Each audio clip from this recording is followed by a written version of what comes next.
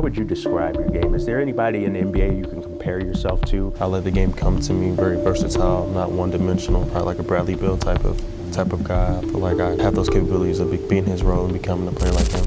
What tends to happen a lot in high school basketball in America is we're always looking to crown and categorize players based on the current version that we're seeing. That's how guys like Russell Westbrook, Damian Lillard, and Steph Curry go into college as underdogs, but end up outshining guys that were ranked much higher than them. In the case of Romeo Langford, he was a player that had so much success at the early stages of his career. If you looked at the raw numbers and just read the headlines, you would be sure that he will go down as one of the most accomplished players in Indiana basketball history. But that's not how it happened, and that's all right. His path would end up in a short stint overseas. And at only 26 years old, trust me, his story is still being written. But today we're going to take a deep dive into his situation. We're going to look at his story and see what combination of things happened that led to his path coming to overseas basketball. After scoring 3,000 points in high school. As you guys know, I'm your boy Chip Overseas, and if you can't tell by the voice, I'm a little bit under the weather. So please drop a praying hands emojis in the comments. I don't want to be too dramatic, but anything helps at this point. I'm just trying to get over this flu. Before we get back into the video, I do want to say thank you guys for the love. We're growing the channel from the ground up, and I want to get to 10K by the end of February. All right, so make sure you guys subscribe to the channel. And every Sunday, we're going to be dropping an episode of Overseas Reality. So if you want to stay up to date, hit that push notifications button right now. But without further ado, let's skip the boring stuff and get right back to the video. Romeo Langford was born and raised in New Albany, Indiana. For those of you that know, Indiana is probably the premier basketball state in America. And even though he has the roots there, New Albany is located at the south of Indiana, close to the Kentucky border. And even though in the state of Indiana, a lot of players grow up idolizing the Indiana versus Purdue University college basketball rivalry. But for Langford, he grew up watching the Louisville versus Kentucky rivalry. Normal, because that's where he was geographically connected to. He grew up in a household with two sisters, Tiffany and Tisha, who were both women's basketball players. He began playing basketball in the first grade. He grew up idolizing LeBron James, and later on in his NBA career, he would even give interviews saying that he might be nervous the first time he saw LeBron on the court. And I bring that up because at a very young age, Romeo decided to tell his dad, when they were talking about what do you want to do with this basketball thing, Romeo's response to his pops was, I want to be one of the greatest to ever do it. And I think that's a very important part in his story. Coming up, he was no stranger to being around talent. He grew up just houses down from Rondale Moore, who is now an NFL wide receiver with the Minnesota Vikings. They played high school ball all the way up until their sophomore year, and they even won a state championship together at New Albany.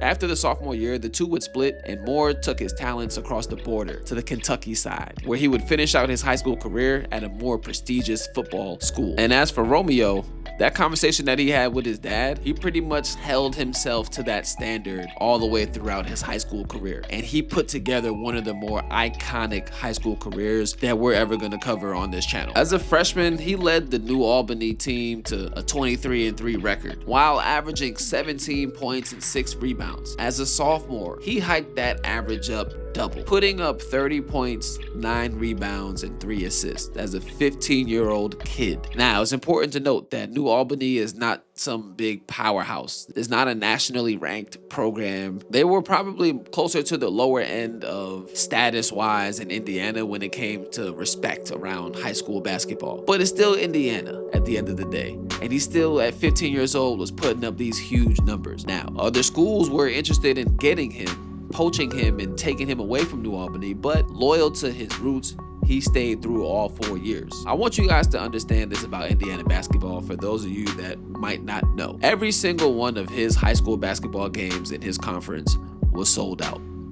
Every one of those gyms were worth multi-millions of dollars. They had the latest sound systems, they had the latest hardwood, every floor is polished, they had the latest rims, the latest basketballs. Everything is state of the art because this is the premier hub for American basketball culture and competition. That sophomore year, along with his boy Moore, they led New Albany to a 27-1 record. As I mentioned before, leading their team to a Class 4A state championship. This was the team's first state championship since 1973. In his junior year, that average would slightly drop to 28.7 points per game, and his rebounds and assists pretty much stayed the same. And that pretty much set the stage for another legendary senior campaign. His first game as a senior in high school, he dropped 48 points in a 110-36 victory. Just soak that in, all right? Not trying to crap on anybody's accomplishments. That's not what this video is about. That's not what this series is about. 48 points is 48 points. I don't care how you score it. However,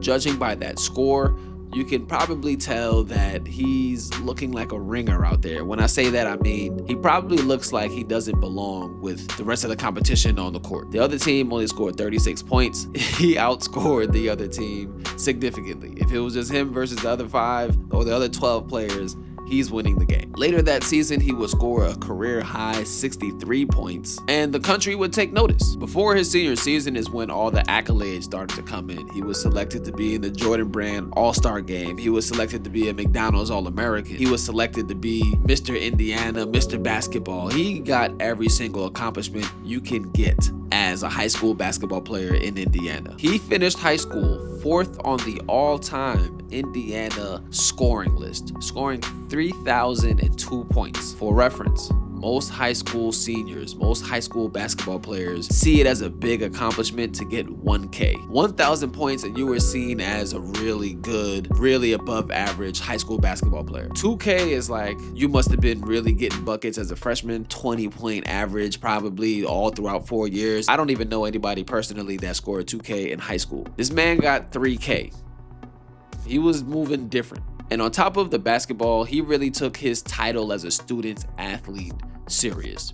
Putting his school and grades first, he challenged himself to always get honor roll in high school, and that really reflects in all of the interviews that I've watched of him. You can tell he's a very well-mannered kid, soft-spoken, but super respectful, pretty much anytime he's in front of the camera. But as you can imagine, he had every single college beating down his door trying to recruit him. Now for me, if I was in this position, growing up idolizing Louisville, maybe I would have took my talents to Louisville. But he decided to stay home and go to the University of Indiana.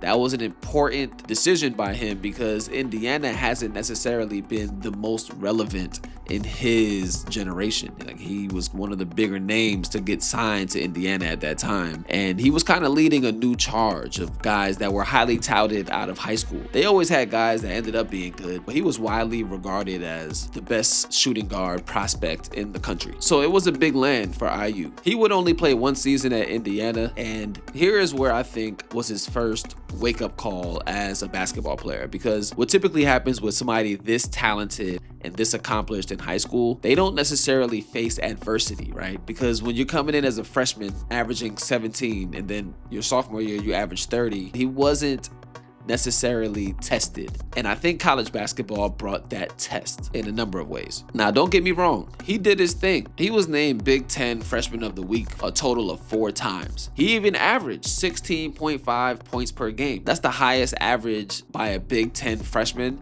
since Eric Gordon. But it wasn't necessarily the easiest 16.5. By that I mean he took 12 shots a game at a 44% clip, and that included 4 threes a game at 27% from beyond the arc. Now, I get that he had the huge scoring reputation, but those numbers would suggest that maybe you hadn't figured it all out offensively. Yeah, I get 3K in high school, like that's really good, but maybe if you come into college and you can't even shoot 50% from the field and 30% from the 3, maybe there's more development to be had. When I watch tape of Langford in college, I see a lot of step backs, I see a lot of fadeaways, and he gets a lot of praise for being a great finisher around the rim, which he should, because he's an extremely crafty finisher. But even that, sometimes he has to find different angles because he is forced into an uncomfortable shot. So, chip overseas. What does that mean? We see James Harden, he takes a lot of step backs. Jordan took a lot of fadeaways. Why is that a bad thing? Well, here's why it's a bad thing. Because when you watch a great NBA player, a great scorer NBA player, typically when you go back and watch their college tape, you'll see just straight domination, right? Normal, because you have to dominate at that level in order for you to go up levels. Yeah, you have a couple outliers, but here's the thing that's always constant. When they're in college, they're scoring easy buckets. Because it's easy, whether it's easy because you're faster than everybody, whether it's easy because you're stronger than everybody, or whether it's easy because you're just smarter than everybody, you're scoring easy baskets. And with Langford, I didn't see a lot, or I didn't see enough easy ones, right? It's always, I got to get to my step back. I got to get to my side step. I got to get to my fadeaway. Yeah, when the defense is too strong, the defense is too fast, and the game moves a little bit too fast for you or advanced for you, then yes, you got to counter with a step back. But the greatest counter players, their counters are always towards the rim. They can constantly get to the rim whenever they want to. For example, Kyrie. Kyrie is probably the best counter player in basketball, right? If you take away his right drive, he'll switch back left in a unique way that the defense is never prepared for. And then he can bring it back to the right with a spin move, and he can go up and like he has every counter in the book. If you watched him in college, it was straight to the rim. Everything was just, he's going to the right, you cut him off, he's going to the left, but he's still attacking downhill. Even when he gets into a pull-up, he's taking a pull-up because he wants to take a pull-up. That's a shot that he set out to get. And these are the qualities of great big-time scorers. And I think the clip that I played in the beginning of the video is probably the most important clip in this video, because he wanted to be a Kyrie-esque player, because that's what Bradley Beal was in 2018, 2019. Bradley Beal was a guy that we let him just hoop because he was a hooper. But with Langford, I think the scouts were seeing something different. Now, granted, if you scored 3,000 points in high school, you're probably gonna be a one and done. Like if he doesn't deserve to be a one and done, I don't know who does. So I'm not mad at him only spending 1 year at IU. However, as far as his development, maybe it would have helped him staying a little bit longer, put some weight on, because he had a slight frame, about 6'4". He looked about 175 to 185, somewhere around there.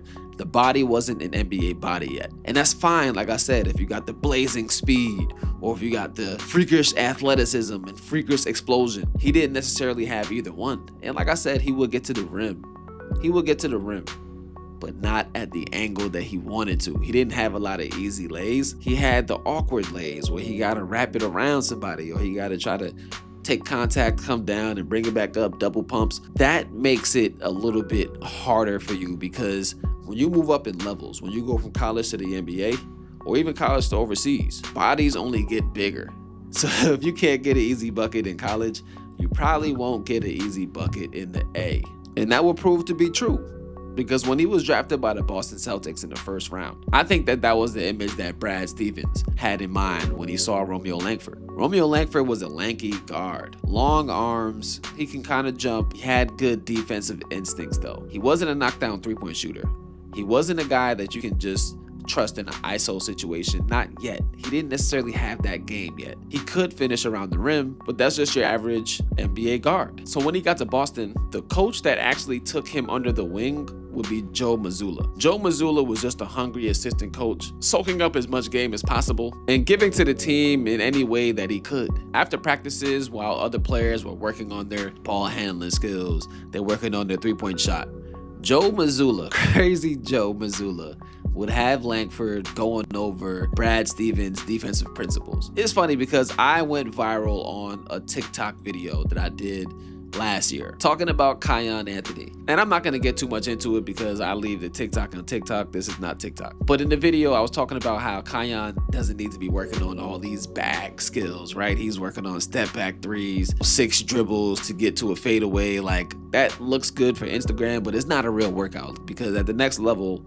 even in Syracuse, nobody's looking for Kiyan to be doing mid-post fades, right? Normal. But a lot of people were mad, and Carmelo actually stepped in and shut a lot of that stuff down because people were taking what I was saying out of context. But this is exactly what I was saying. Joe Mazzulla is a basketball mind, great basketball mind.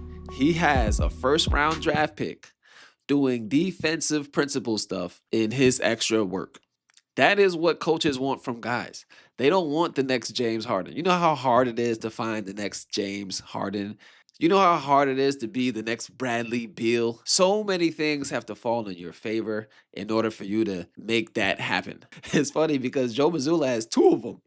Most guys only have one. One guy that can get an ISO bucket on his own. He don't need no plays. He can score 7 times out of 10. Joe Mazzulla currently has 2, and I think he knows a thing or two about what that guy looks like. So you can see in the interviews, his focus really shifted from coming in thinking that he's going to be a Bradley Beal type player to Brad Stevens and Joe Mazzulla, and those guys were just beating it into his head like, we need you for defense. You're going to get on the court with defense.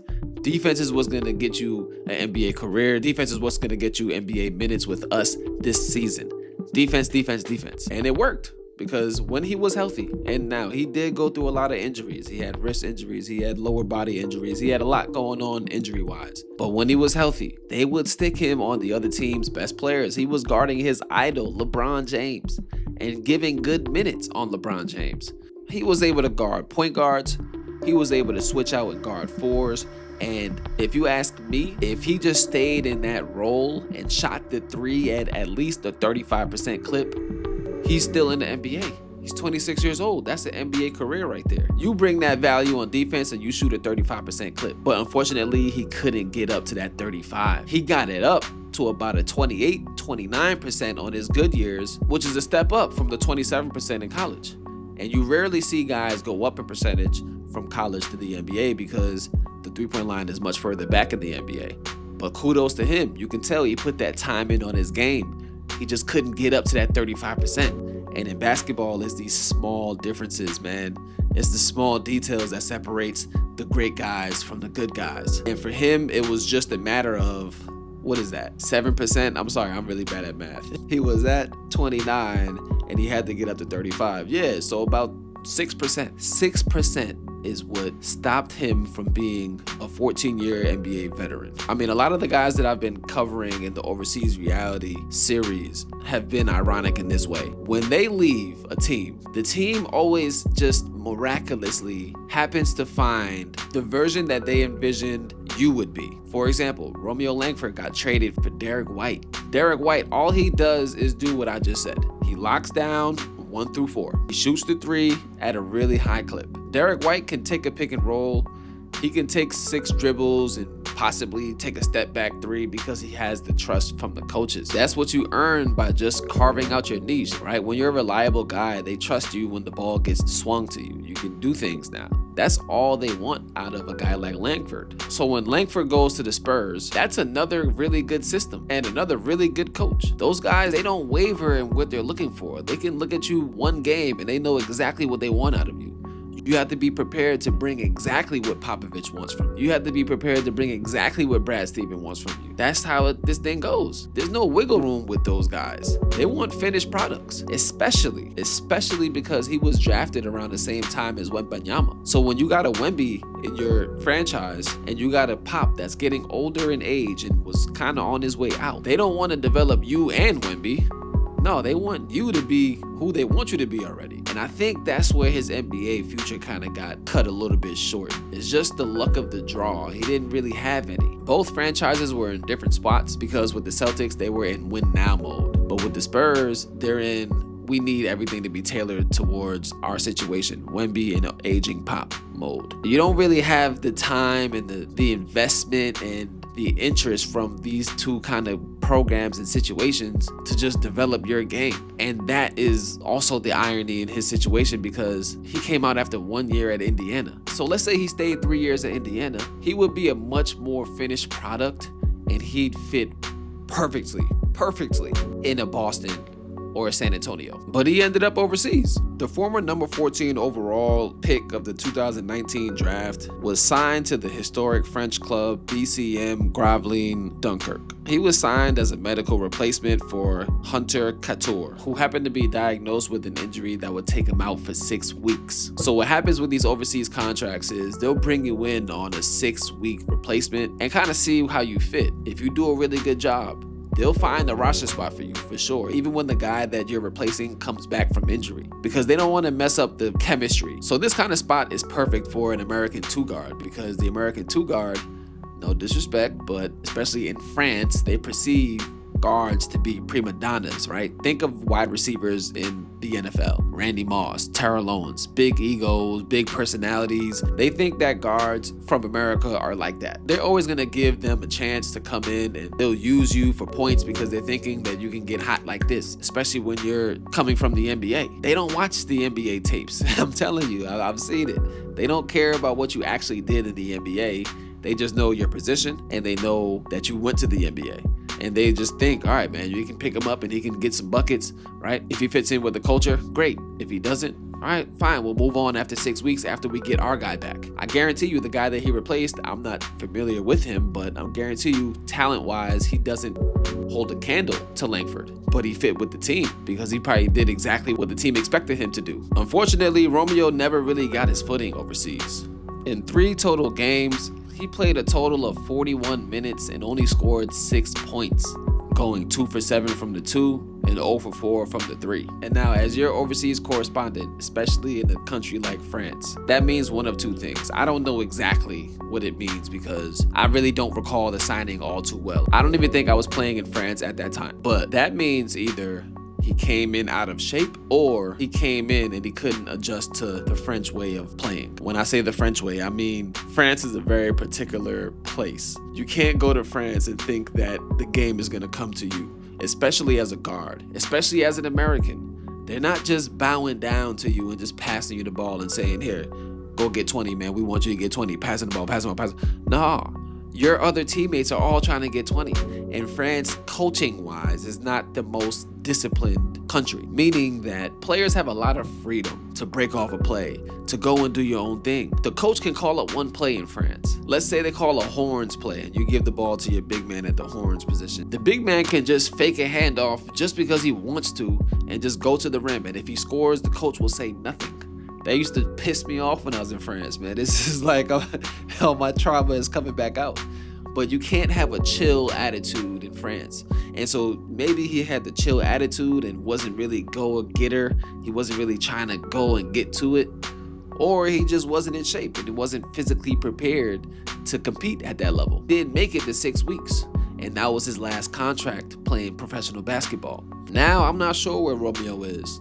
I'm not sure if he ever will come back to pro basketball, but it's the same thing for him as everybody else in this series. These guys aren't even 30 years old yet. At some point, Romeo can have that same feel for the game. He can have that same love that he once had back when he was in high school scoring 3,000 points. He can have that right now overseas. Now, he might have to go to a country like China. They'll give him the chances. They'll give him the opportunities. They'll lay down and just let you be you. You might not be able to do that in Europe. You got to play the team game. You got to have different mentalities. You got to be used to it. I think that this is a story that everybody can learn from. Your value lies where coaches at the highest level that you want to play at say that your value lies. Basketball is not a fair game. I've said this before in the series. It's not fair. I want to be LeBron James. When I play, I want to have the ball 90% of the times. If my teammates score, I want it to be off of my assist. If I grab a rebound, I want to bring the ball up. And I want to shoot 20 times a game. But guess what? Most coaches don't want me to do that. It is not because I can't do it. It's because we have so many other players that can do one element maybe a little bit better than me. Or maybe they just do it in a way that the coaches like. But guess what? As a player, you have to respect that. Let me know what you guys think. Was Romeo a player that you guys looked up to? What did you guys think when he was in high school? What did you guys think when he was in Indiana? Personally, I don't necessarily remember his time in Indiana. But was he actually like that? Was people saying that, yo, this kid is going to be a one and done. This kid is going to be the next CJ McCollum. Did you see that in his game when he was at IU? Let me know in the comments. And don't forget to like, comment, and subscribe. But until next time, peace.